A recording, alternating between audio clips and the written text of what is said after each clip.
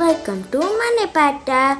If you like our videos, please subscribe our channel.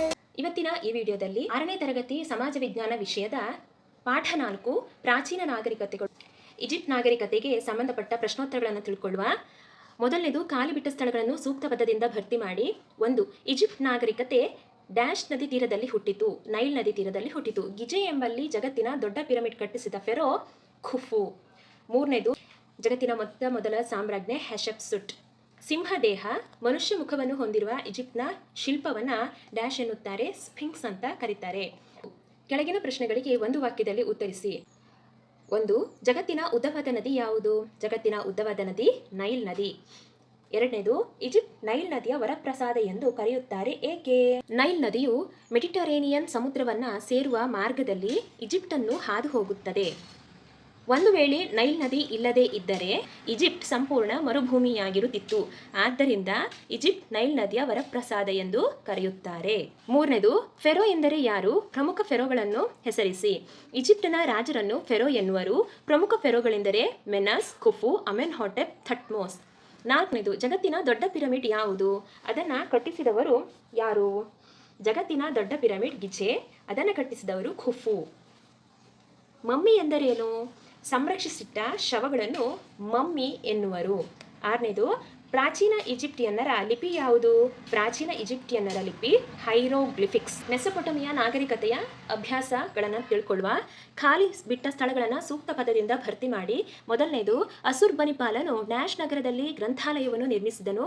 ಅಸುರ್ಬನಿಪಾಲನು ನಿನೆನ್ಫಾ ನಗರದಲ್ಲಿ ಗ್ರಂಥಾಲಯವನ್ನು ನಿರ್ಮಿಸಿದನು. 2ನೇದು ಸುಮೇರಿಯನ್ನರು dash ಲಿಪಿಗಳ ಬರೆಯುತ್ತಿದ್ದರು, ಕ್ಯೂನಿಫಾರಂ. 3ನೇದು ಜಗತ್ತಿನಲ್ಲಿ ಮೊದಲ ಬಾರಿಗೆ ಕಾನೂನು ಸಂಹಿತೆಗಳನ್ನು ಜಾರಿಗೆ ತಂದ ರಾಜ ಡ್ಯಾಶ್ ಯಾರು? ಹಮ್ಮುರಬಿ.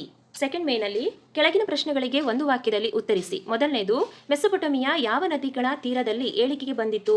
ಮೆಸೊಪೊಟಮಿಯಾ ಟೈಗ್ರಿಸ್ ಮತ್ತು ಯುಪ್ರೆಟಿಸ್ ನದಿಗಳ ತೀರದಲ್ಲಿ ಏಳಿಗೆಗೆ ಬಂದಿತು. ಮೆಸೊಪೊಟಮಿಯಾವನ್ನು ಆಳಿದ ಜನಾಂಗಗಳು ಯಾವುವು?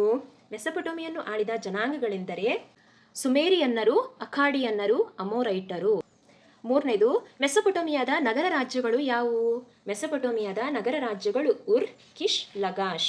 4ನೇದು ಹಮ್ಮುರಬಿ ಕುರಿತು ಟಿಪ್ಪಣಿ ಬರೆಯಿರಿ. ಬ್ಯಾಬಿಲೋನಿಯನ್ನರಲ್ಲಿ ಪ್ರಸಿದ್ಧನಾದ ರಾಜ ಹಮ್ಮುರಬಿ. ಈತನು ತನ್ನ ಕಾನೂನು ಸಂಹಿತೆಗಳ ಮೂಲಕ ಜಗತ್ಪ್ರಸಿದ್ಧನಾಗಿದ್ದಾನೆ. ಮುಯ್ಯಿಗೆ ಮುಯ್ಯಿ ಎಂಬ ತತ್ವದ ಮೇಲೆ ಈ ಕಾನೂನುಗಳಿವೆ. ಇವನ ಕಾನೂನುಗಳಲ್ಲಿ ಗುಲಾಮರ ಮೇಲಿನ ದೌರ್ಜನ್ಯವನ್ನು ನಿಷೇಧಿಸಿದ್ದನು. 5ನೇದು ಬ್ಯಾಬಿಲಾನ್ ನಗರದ ತೂಗು ಉದ್ಯಾನ ನಿರ್ಮಿಸಿದವರು ಯಾರು? ಬ್ಯಾಬಿಲನ್ ನಗರದ ತೂಗು ಉದ್ಯಾನ ನಿರ್ಮಿಸಿದವರು ನೆಬುಕಡ್ನೆಜರ್. ಜಿಗುರಾತ್ ಎಂದರೇನು? ಜಿಗುರಾತ್ ಎಂದರೆ ಎತ್ತರವಾದ ದೇವಾಲಯ. ಮೆಸೊಪೊಟಮಿಯನ್ನರ ಮಹಾಕಾವ್ಯವನ್ನು ಹೆಸರಿಸಿ. ಮೆಸೊಪೊಟಮಿಯನ್ನರ ಮಹಾಕಾವ್ಯವೆಂದರೆ ಗಿಲ್ಗಮೇಶ್. ಚೀನಾ ನಾಗರಿಕತೆಯ ಅಭ್ಯಾಸಗಳನ್ನು ತಿಳ್ಕೊಳ್ಳುವ. ಖಾಲಿ ಬಿಟ್ಟ ಸ್ಥಳಗಳನ್ನು ಸೂಕ್ತ ಪದದಿಂದ ಭರ್ತಿ ಮಾಡಿ. ಮೊದಲನೇದು ಚೀನಾ ಮತ್ತು ರೋಮ್ ನಡುವಿನ ವ್ಯಾಪಾರ ಮಾರ್ಗವು ಡ್ಯಾಶ್ ಮಾರ್ಗವೆಂದು ಪ್ರಸಿದ್ಧಿ ಹೊಂದಿತ್ತು, ರೇಷ್ಮೆ ಮಾರ್ಗವೆಂದು. 2ನೇದು ಚೀನಿಯರು ಡ್ಯಾಶ್ ಲಿಪಿಯ ಮೂಲಕ ಬರೆಯುತ್ತಿದ್ದರು, ಚಿತ್ರಲಿಪಿಯ ಮೂಲಕ ಬರೆಯುತ್ತಿದ್ದರು. ಸೆಕೆಂಡ್ ಮೇನಲ್ಲಿ ಕೆಳಗಿನ ಪ್ರಶ್ನೆಗಳಿಗೆ ಒಂದು ವಾಕ್ಯದಲ್ಲಿ ಉತ್ತರಿಸಿ. ಮೊದಲನೇದು ಚೀನಾ ನಾಗರಿಕತೆ ಯಾವ ನದಿ ತೀರದಲ್ಲಿ ವಿಕಾಸ ಹೊಂದಿತು? ಚೀನಾ ನಾಗರಿಕತೆ ಯಾಂಗ್ಸೆ ಮತ್ತು ಹುವಾಂಗ್ಹೋ ನದಿ ತೀರದಲ್ಲಿ ವಿಕಾಸ ಹೊಂದಿತು. 2ನೇದು ಚೀನಾವನ್ನು ಆಳಿದ ಪ್ರಮುಖ ಮನೆತನಗಳನ್ನು ಹೆಸರಿಸಿ. ಚೀನಾವನ್ನು ಆಳಿದ ಪ್ರಮುಖ ಮನೆತನಗಳೆಂದರೆ ಶಾಂಗ್, ಚೌ, ಚಿನ್, ಹಾನ್, ಸುಂಗ್ ಮನೆತನ. 3ನೇದು ಚೀನಾದ ಮಹಾಗೋಡೆಯನ್ನು ಯಾರು ನಿರ್ಮಿಸಿದರು? ಏಕೆ? ಚೀನಾದ ಮಹಾಗೋಡೆಯನ್ನು ಶಿ ಹುವಾಂಗ್ತಿ ನಿರ್ಮಿಸಿದರು, ಏಕೆಂದರೆ ಶತ್ರುಗಳ ದಾಳಿಯನ್ನು ತಡೆಯಲು 1500 ಮೈಲು ಉದ್ದದ ಗೋಡೆಯನ್ನು ನಿರ್ಮಿಸಿದನು. 4ನೇದು ಉತಿ ದೊರೆಯನ್ನು ಕುರಿತು ಟಿಪ್ಪಣಿ ಬರೆಯಿರಿ. ಹಾನ್ ವಂಶದ ಪ್ರಸಿದ್ಧ ದೊರೆ ಉತಿಯ ಕಾಲದಲ್ಲಿ ವಿಶಾಲ ಚೀನಾ ಸಾಮ್ರಾಜ್ಯ ಸ್ಥಾಪನೆಗೊಂಡಿತು. ವಿದೇಶಿ ವಾಣಿಜ್ಯ ವ್ಯಾಪಾರಕ್ಕೆ ಉತ್ತೇಜನ ದೊರೆಯಿತು. ರೋಮನ್ ಸಾಮ್ರಾಜ್ಯದಲ್ಲಿ ಚೀನಾದ ರೇಷ್ಮೆಗೆ ಅಪಾರ ಬೇಡಿಕೆ ಇತ್ತು. ಪರಿಣಾಮವಾಗಿ ಚೀನಾ ಮತ್ತು ರೋಮ್ ನಡುವಿನ ವ್ಯಾಪಾರ ಮಾರ್ಗವು ರೇಷ್ಮೆ ಮಾರ್ಗವೆಂದೇ ಪ್ರಸಿದ್ಧಿ ಹೊಂದಿತು. 5ನೇದು ಪ್ರಾಚೀನ ಜಗತ್ತಿಗೆ ಚೀನಿಯರು ನೀಡಿದ ಕೊಡುಗೆಗಳನ್ನು ಪಟ್ಟಿ ಮಾಡಿ. ಚೀನಿಯರು ಚಹಾ ಮತ್ತು ರೇಷ್ಮೆ ವಸ್ತ್ರವನ್ನು ಪರಿಚಯಿಸಿದರು. ಬಿದಿರಿನಿಂದ ಮಾಡಿದ ಕಾಗದ, ಸಿಡಿಮದ್ದು, ಚಿತ್ರಕುಂಚ, ಪಿಂಗಾಣಿ, ದಿಕ್ಸೂಚಿ ಮೊದಲಾದವುಗಳನ್ನು ಕಂಡುಹಿಡಿದರು. ಇವರು ಚಿತ್ರಲಿಪಿಯನ್ನು ಬಳಸುತ್ತಿದ್ದರು. ಚೀನಾದ ತತ್ವಜ್ಞಾನ ಕ್ಷೇತ್ರವನ್ನು ಲಾವೋತ್ಸೆ ಮತ್ತು ಕನ್ಫ್ಯೂಷಿಯಸರು ಶ್ರೀಮಂತಗೊಳಿಸಿದರು. ಇದಿಷ್ಟು ಚೀನಿಯರು ಜಗತ್ತಿಗೆ ನೀಡಿದಂತಹ ಕೊಡುಗೆಗಳು. ಗ್ರೀಕ್ ನಾಗರಿಕತೆಯ ಅಭ್ಯಾಸಗಳನ್ನು ತಿಳ್ಕೊಳ್ಳುವ. ಮೊದಲಿಗೆ ಕೆಳಗಿನ ಪ್ರಶ್ನೆಗಳಿಗೆ ಒಂದು ವಾಕ್ಯದಲ್ಲಿ ಉತ್ತರಿಸಿ. ಮೊದಲನೇದು ಪ್ರಾಚೀನ ಗ್ರೀಕರಲ್ಲಿದ್ದ ಪಂಗಡಗಳು ಯಾವುವು? ಪ್ರಾಚೀನ ಗ್ರೀಕರಲ್ಲಿದ್ದ ಪಂಗಡಗಳೆಂದರೆ ಅಯೋಲಿಯನ್, ಅಯೋನಿಯನ್, ಡೋರಿಯನ್. ಪ್ರಾಚೀನ ಗ್ರೀಕಿನ ನಗರ ರಾಜ್ಯಗಳು ಯಾವುವು? ಪ್ರಾಚೀನ ಗ್ರೀಕಿನ ನಗರ ರಾಜ್ಯಗಳೆಂದರೆ ಅಥೆನ್ಸ್ ಮತ್ತು ಸ್ಪಾರ್ಟಾ. ಅಥೆನ್ಸ್ ಕುರಿತು ಟಿಪ್ಪಣಿ ಬರೆಯಿರಿ. ಅಥೆನ್ಸ್ ಗ್ರೀಸ್ನಲ್ಲಿ ಪ್ರಜಾಪ್ರಭುತ್ವ ವ್ಯವಸ್ಥೆಯನ್ನು ಹೊಂದಿದ ಆದರ್ಶ ನಗರ ರಾಜ್ಯ. ಅಥೆನ್ಸ್ನಲ್ಲಿದ್ದ ರಾಜಪ್ರಭುತ್ವವನ್ನು ತೊಲಗಿಸಿ ಕ್ಲೈಸ್ತನೆಸ್ ಎಂಬಾತನು 2500 ವರ್ಷಗಳ ಹಿಂದೆ ಪ್ರಜಾಪ್ರಭುತ್ವವನ್ನು ನೆಲೆಗೊಳಿಸಿದನು. ನಂತರ ಅಥೆನ್ಸ್ನಲ್ಲಿ ಪರಿಕ್ಲಸ್ನ ಕಾಲ ಆರಂಭವಾಯಿತು. ಇವನ ಕಾಲವನ್ನು ಗ್ರೀಸಿನ ಸುವರ್ಣಯುಗವೆಂದೇ ಕರೆಯಲಾಗುತ್ತದೆ. ಕಲೆ, ಸಾಹಿತ್ಯ, ವಿಜ್ಞಾನ, ತಂತ್ರಜ್ಞಾನ ಮುಂತಾದ ಕ್ಷೇತ್ರಗಳು ಅಸಾಧಾರಣ ಪ್ರಗತಿಯನ್ನು ಕಂಡವು. ಆದ್ದರಿಂದ ಅಥೆನ್ಸ್ ಅನ್ನು ಹೆಲ್ಲಾಸ್ನ ಶಾಲೆ ಎಂದು ಪೆರಿಕ್ಲಿಸ್ನು ಕರೆದಿದ್ದಾನೆ. 4ನೇದು, ಗ್ರೀಸಿನ ಪ್ರಮುಖ ಇತಿಹಾಸಕಾರರು ಯಾರು? ಗ್ರೀಸಿನ ಪ್ರಮುಖ ಇತಿಹಾಸಕಾರರೆಂದರೆ ಹೆರೋಡೋಟಸ್ ಮತ್ತು ಥುಸಿಡಿಡಿಸ್.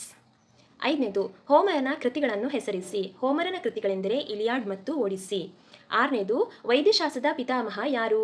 ವೈದ್ಯಶಾಸ್ತ್ರದ ಪಿತಾಮಹ ಹಿಪೋಕ್ರಿಟಸ್. ಸೆಕೆಂಡ್ ಮೇನಲ್ಲಿ ಹೊಂದಿಸಿ ಬರೆಯಲಿದೆ. ಎ ವಿಭಾಗದಲ್ಲಿ ಅಥೆನ್ಸ್, ಪ್ಲೇಟೋ, ಪೆರಿಕ್ಲಿಸ್, ಅಲೆಕ್ಸಾಂಡರ್, ಇಸ್ಕಿಲಸ್ ಇದೆ. ಇದನ್ನು ಬಿ ಪಟ್ಟಿಗೆ ಹೊಂದಿಸುವ. ಅಥೆನ್ಸ್ ನಗರ ರಾಜ್ಯ, ಪ್ಲೇಟೋ ಅಕಾಡೆಮಿಯನ್ನು ತೆರಿತಾನೆ, ಪೆರಿಕ್ಲಿಸ್ ಪ್ರಾರ್ಥನನ್ ದೇವಾಲಯವನ್ನು ನಿರ್ಮಾಣ ಮಾಡ್ತಾನೆ, ಅಲೆಕ್ಸಾಂಡರ್ ಮ್ಯಾಸಿಡೋನಿಯಾದ ದೊರೆಯಾಗಿರ್ತಾನೆ, ಇಸ್ಕಿಲಸ್ ಗ್ರೀಕ್ ನಾಟಕಕಾರ. ಇನ್ನು ರೋಮನ್ ನಾಗರಿಕತೆಯ ಅಭ್ಯಾಸಗಳನ್ನು ತಿಳ್ಕೊಳ್ಳುವ. ಮೊದಲನೇದು, ಕೆಳಗಿನ ಪ್ರಶ್ನೆಗಳಿಗೆ ಒಂದು ವಾಕ್ಯದಲ್ಲಿ ಉತ್ತರಿಸಿ. ಮೊದಲನೇ ಪ್ರಶ್ನೆ, ರೋಮನ್ನರ ಮೂಲ ಪುರುಷರು ಯಾರು? ಮೂಲ ಪುರುಷರು ರೋಮುಲಸ್ ಮತ್ತು ರೀಮಸ್. ಮೊದಲ ತ್ರಿಮೂರ್ತಿಗಳನ್ನು ಹೆಸರಿಸಿ. ತ್ರಿಮೂರ್ತಿ ಆಡಳಿತ ಜಾರಿಗೆ ಬಂದಿರುತ್ತಲ್ವಾ, ಹಾಗಾಗಿ ಮೊದಲ ತ್ರಿಮೂರ್ತಿ ಆಡಳಿತದಲ್ಲಿದ್ದಂಥ ತ್ರಿಮೂರ್ತಿಗಳೆಂದರೆ ಕ್ರಾಸಸ್, ಪಾಂಪೆ ಮತ್ತು ಜೂಲಿಯಸ್. 3ನೇದು, ಜೂಲಿಯಸ್ ಸೀಸರ್ನ ಕಾಲದಲ್ಲಿ ಪ್ರಗತಿ ಸಾಧಿಸಿದ ಕ್ಷೇತ್ರಗಳು ಯಾವುವು? ಜೂಲಿಯಸ್ ಸೀಸರ್ನ ಕಾಲದಲ್ಲಿ ಪ್ರಗತಿ ಸಾಧಿಸಿದ ಕ್ಷೇತ್ರಗಳೆಂದರೆ ಕೃಷಿ, ಕೈಗಾರಿಕೆ ಮತ್ತು 4ನೇದು, ಅಗಸ್ಟಸ್ ಸೀಸರ್ ಕುರಿತು ಟಿಪ್ಪಣಿ ಬರೆಯಿರಿ. ಅಗಸ್ಟಸ್ ಸೀಸರ್ ಈತನ ಮೊದಲ ಹೆಸರು ಅಕ್ಟೇವಿಯಸ್. ಅವನು ಮಾರ್ಕ್ ಆಂಟೋನಿ ಲೆಪಿಡಸ್ ಜೊತೆಗೆ ಸೇರಿ 2ನೇ ತ್ರಿಮೂರ್ತಿಗಳ ಆಡಳಿತವನ್ನು ಆರಂಭಿಸಿದನು. ಲೆಪಿಡಸ್ನು ಓಡಿಸಿ ಆಂಟೋನಿಯಾ ಜೊತೆಗೆ ರಾಜ್ಯವನ್ನು ಹಂಚಿಕೊಂಡನು. ನಂತರ ಆಂಟೋನಿಯನ್ನು ಅಗಸ್ಟಸ್ ಸೋಲಿಸಿದನು. ಅನಂತರ ಅಗಸ್ಟಸ್ ಎಲ್ಲಾ ಕೇಂದ್ರಗಳನ್ನು ತನ್ನಲ್ಲಿ ಕೇಂದ್ರೀಕರಿಸಿಕೊಂಡನು. ಈತನ ಕಾಲವನ್ನು ರೋಮಿನ ಸುವರ್ಣಯುಗವೆಂದು ಕರೆಯಲಾಗುವುದು. ಈತನು ಅನೇಕ ಲೋಕೋಪಯೋಗಿ ಕಾರ್ಯಗಳನ್ನು ಕೈಗೊಂಡನು. ಈ ಕಾಲವನ್ನು ರೋಮ್ನ ಶಾಂತಿಯ ಕಾಲವೆಂದು ಕರೆಯಲಾಗುತ್ತದೆ. ಇದಿಷ್ಟು ಅಗಸ್ಟಸ್ ಸೀಸರ್ನ ಕುರಿತಿರುವಂತಹ ಶಾರ್ಟ್ ನೋಟ್ಸ್. ರೋಮ್ ನಾಗರಿಕತೆಯ ಕಾಲದ ಪ್ರಮುಖ ಕವಿಗಳೆಂದರೆ ವರ್ಜಿಲ್, ಓವಿಡ್, ಸಿಸಿರೋ, ಪ್ಲೌಟಸ್. 6ನೇದು, ರೋಮನ್ ತತ್ವಜ್ಞಾನಿಗಳನ್ನು ಹೆಸರಿಸಿ. ರೋಮನ್ ತತ್ವಜ್ಞಾನಿಗಳನ್ನು ಹೆಸರಿಸಿ. ಕ್ಯಾಟೋ, ಸಿಸೆರೋ, ಸೆನೆಕಾ ರೋಮನ್ ತತ್ವಜ್ಞಾನಿಗಳು. 7ನೇದು, ರೋಮನ್ನರ ಕೊಡುಗೆಗಳನ್ನು ಪಟ್ಟಿ ಮಾಡಿ. ರೋಮನ್ನರು ಕಲೆ, ಸಾಹಿತ್ಯ, ವಾಸ್ತುಶಿಲ್ಪ, ವಿಜ್ಞಾನ, ಖಗೋಳ ವಿಜ್ಞಾನದಲ್ಲಿ ಅಪಾರ ಸಾಧನೆಯನ್ನ ಮಾಡಿದವರಾಗಿದ್ದಾರೆ. ಅವರು ನಮಗೆ ನೀಡಿರುವಂತಹ ಕೊಡುಗೆಗಳೆಂದರೆ ಮೊದಲಿಗೆ ಸಾಹಿತ್ಯ ಕ್ಷೇತ್ರದಲ್ಲಿ ವರ್ಜಿಲ್ ರೋಮನ್ನ ಶ್ರೇಷ್ಠ ಕವಿ, ಇನಿಯಡ್ ಅವನ ಮಹಾಕಾವ್ಯ, ಓವಿಡ್, ಸಿಸಿರೋ, ಪ್ಲೌಟಸ್ ಮೊದಲಾದ ಸಾಹಿತಿಗಳು ತಮ್ಮದೇ ಆದ ಕೊಡುಗೆಗಳನ್ನು ಸಾಹಿತ್ಯ ಕ್ಷೇತ್ರಕ್ಕೆ ನೀಡಿದ್ದಾರೆ. ಇನ್ನು ತತ್ವಜ್ಞಾನ ಕ್ಷೇತ್ರದಲ್ಲಿ ಕ್ಯಾಟೋ ಪ್ರಮುಖನಾಗಿದ್ದನು. ಸಿಸಿರೋ, ಸೆನೆಕಾ ಇತರ ತತ್ವಜ್ಞಾನಿಗಳು ನಿಸರ್ಗದೊಂದಿಗೆ ಹೊಂದಿಕೊಂಡು ಬಾಳಿ ಎಂದು ಸಾರಿದರು. ವಾಸ್ತುಶಿಲ್ಪಕ್ಕೆ ಕಲೋಸಿಯಂ ಮತ್ತು ಎಪಿಂಥೇಟರ್ ಉತ್ತಮ ಉದಾಹರಣೆಗಳಾಗಿವೆ. ಇನ್ನು ವಿಜ್ಞಾನ, ಗಣಿತ, ವೈದ್ಯಶಾಸ್ತ್ರ ಹೀಗೆ ಎಲ್ಲಾ ಕ್ಷೇತ್ರದಲ್ಲಿ ಆಳವಾದ ಜ್ಞಾನವಿತ್ತು. ರೋಮನ್ನರ ಕಾನೂನುಗಳು ಮುಂದಿನ ಎಲ್ಲಾ ಕಾನೂನುಗಳಿಗೆ ಬುನಾದಿಯಾಗಿದೆ. ಇವುಗಳೆಲ್ಲವುಗಳು ರೋಮನ್ನರ ಕೊಡುಗೆಗಳು. ಹರಪ್ಪ ನಾಗರಿಕತೆಯ ಅಭ್ಯಾಸಗಳನ್ನು ತಿಳ್ಕೊಳ್ಳುವ. ಖಾಲಿ ಬಿಟ್ಟ ಸ್ಥಳವನ್ನು ಸೂಕ್ತ ಪದದಿಂದ ಭರ್ತಿ ಮಾಡಿ.